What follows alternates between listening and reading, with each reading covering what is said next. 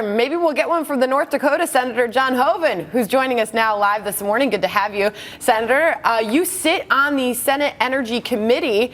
Right. What do you make of this new proposal for an oil tax?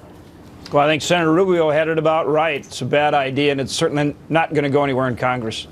So it's not, so any point in talking about it? I mean, we're talking about a proposal for a new oil tax while we're looking at oil at $30 a barrel, historically low. Are we looking at the administration trying to take advantage of that low oil price environment by proposing this tax right now? Well, I think both Marco and your analysts had it right. I mean, it makes no sense to put a $10 tax per barrel on oil at a time when our companies are fighting in a global competition to just stay in business.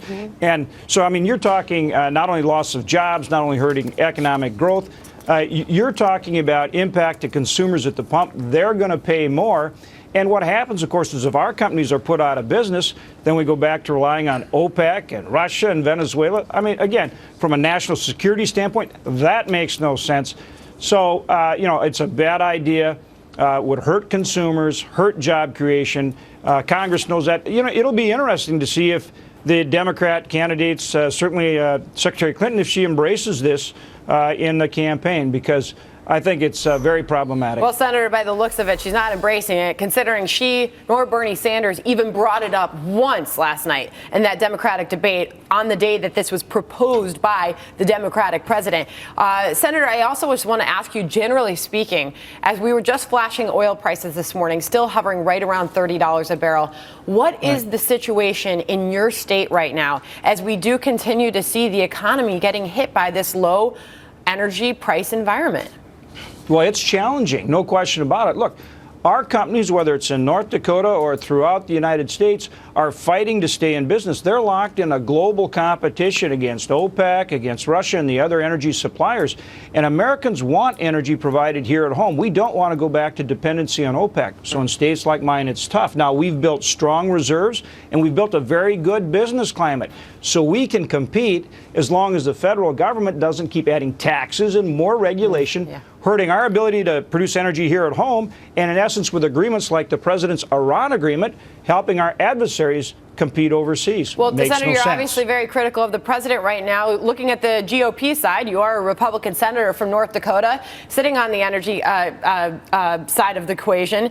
Who have you, by the way, decided who you're endorsing for president?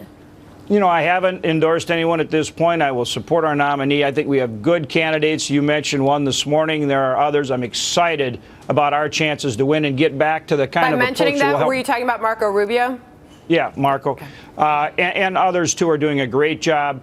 But we've got to get back to growing this economy and empowering investment, not more regulation and higher taxes that are hurting an already soft economy. Yeah, I mean, Senator, it's great to get your reaction to this. A $10 a barrel oil tax proposed by the president yesterday, no mention in the Democratic debate last night. It's going to be interesting, all happening in an election year.